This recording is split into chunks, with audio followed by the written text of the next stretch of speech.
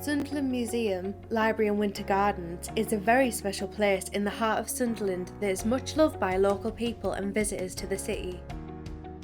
On the 21st of July 2021, the Winter Garden celebrates its 20th birthday, and to celebrate this occasion we are going to look back through time and tell the story of this amazing building. Although the new Winter Gardens is 20 years old, we need to go back much further, to the end of the 19th century to begin our story.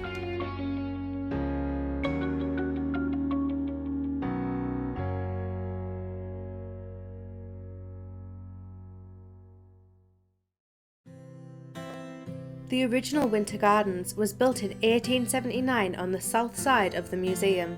The idea of a winter gardens developed during the 17th to 19th centuries when plant collectors who wished to show off their exotic plant collections would build conservatories to show them off and protect them during winter.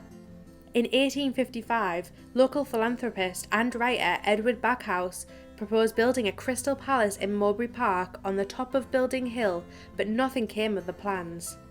It is possible the 1879 Museum and Winter Gardens was inspired by his ideas. The Sunderland Echo described the Winter Garden structure in 1879 as follows. The roof was constructed of curved T-section iron ribs, supported at intervals on the metal columns and glazed through rough plate glass. The dome in the centre gave the conservatory a finished and elegant appearance. The front and sides were built of pitch pine and glazed with sheet glass. The ventilators on the roof ran the full length of the buildings. The heating was by low-pressure hot water apparatus.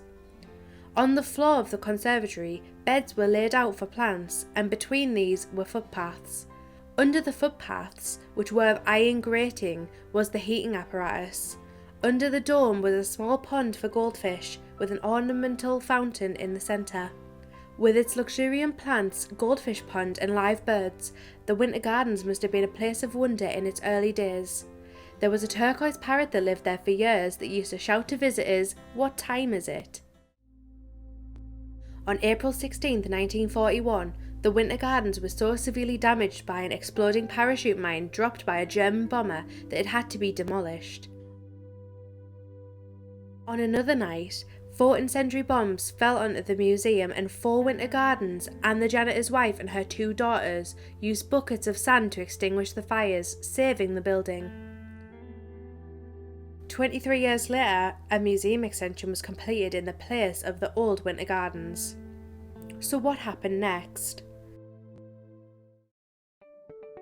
The new Winter Gardens opened on the 21st of July 2001 following a multi-million redevelopment of the museum funded by the Heritage Lottery Fund.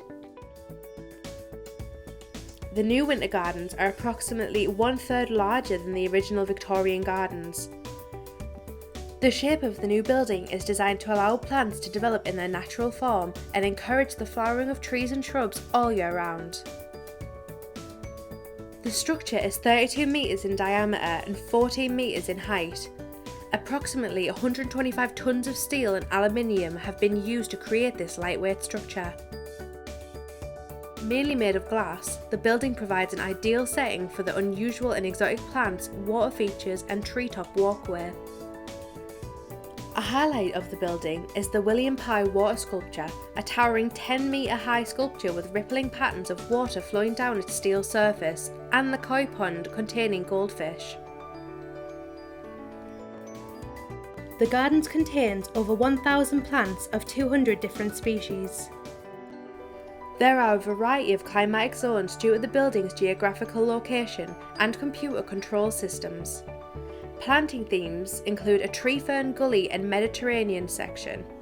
The gardens display palm trees, bananas, lemons, oranges, tree ferns, bromeliads, cycads and other exotic species. Climbing plants such as the passion flower and tetrastigma are encouraged to grow up and through the building to form a green oasis. The overall theme of the building is based upon the senses. The plants chosen feature one or more sensory aspects such as sight, smell, sound, taste and touch. Learning programs for schools, families and general visitors take advantage of these themes. The plants range in size from low ground cover to shrub size, and trees vary between 3 to 12 metres in height, with the largest being the Bismarckia palm measuring some 12 metres tall, which assists in creating the wow factor. There are dinosaur models dotted around the gardens, including a velociraptor, Protoceratops, Stegosaurus, baby T-Rex, Carnosaurus, and Triceratops. These were installed as part of the Jurassic Gardens project to increase family engagement in summer 2016. So who looks after all these plants in the Winter Gardens? Here is Eddie Campbell, the Senior Environmental Services Technician, to tell us more. I'm Eddie Campbell. I look after the Winter Gardens. I'm Senior Environmental Services Technician. I look after the Winter Gardens and also work in Mowbray Park as well. I've actually worked in the Winter Gardens around 13 years, initially as part of a two-person team, and then I was asked to take on the role myself with all its responsibilities attached. But I've actually worked for the City Council for nearly 38 years. It's all about making it visually fantastic as possible for any visitors, any groups, any events that might be on, and just make it as good as possible. I also offer any advice as well, whether it be around the plant situation, the water features, or even things happening around the city centre at any given time as well. It's all about it being so diverse. As I say, I look after all the fish, the tropical plants, all of the water features, the two plant rooms downstairs in the basement, which control the water features around the perimeter. As I say, every day is different from the last. It's a really good, popular tourist attraction within the city and far and wide as well. It really puts Sunderland City on the map for all the best reasons. And I really enjoy working here and looking after it. Since opening in 2001, the Gardens has hosted lots of different events and exhibitions. Here are just a few of them.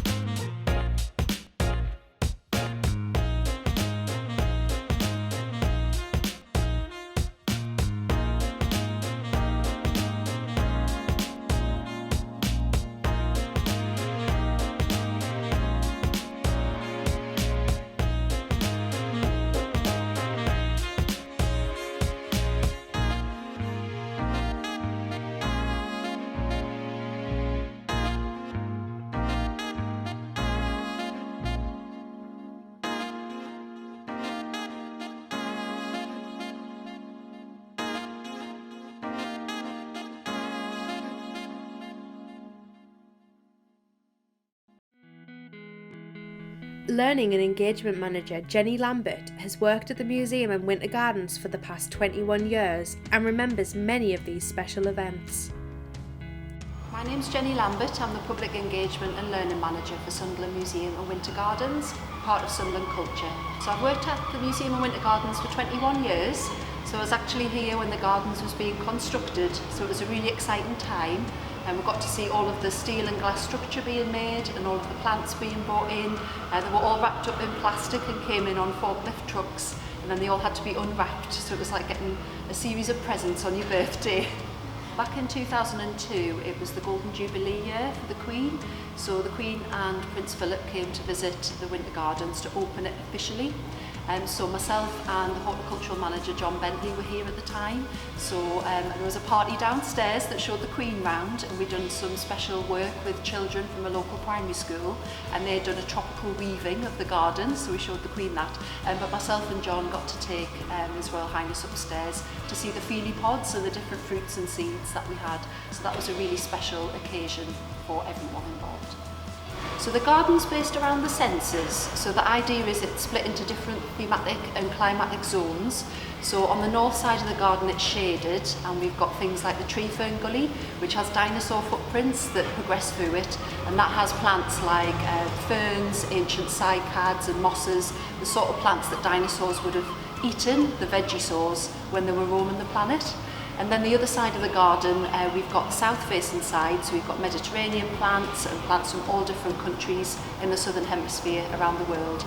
And then we've got a fish pond, obviously with the lovely sounds of the water flowing through the space, a lovely water sculpture, and the fish, of course, the stars of the show, the koi carp. In recent years, we've developed a Jurassic garden, so we've got some dinosaurs, dinosaur models around the garden for children to enjoy. I think it's the sense of peace and relaxation that you get when you come in here, often for sort of special occasions or those moments of remembrance that you have, things like the Remembrance Day celebrations or commemorations. You can come into the garden and it just feels like that peaceful space, a space of sanctuary. Over the years we've developed some health and well-being events, so we've had things like yoga in the garden, mindfulness activities. I think people just feel really serene and calm and relaxed when they're here.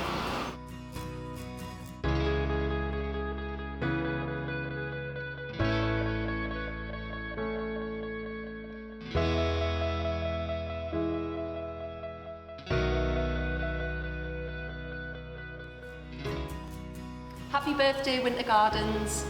Happy birthday, Winter Gardens. Happy birthday, Winter Gardens. Happy birthday, Winter Gardens. Happy birthday,